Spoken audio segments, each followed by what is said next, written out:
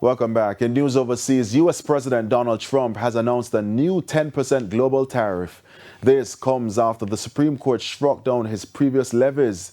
He called the ruling terrible and criticized the justices as fools. The 6-3 decision found he had overstepped his authority.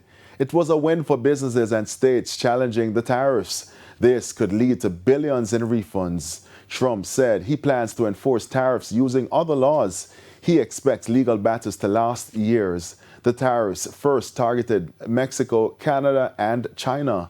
They later expanded worldwide under the International Emergency Economic Powers Act. The move sparked outcry over high import costs.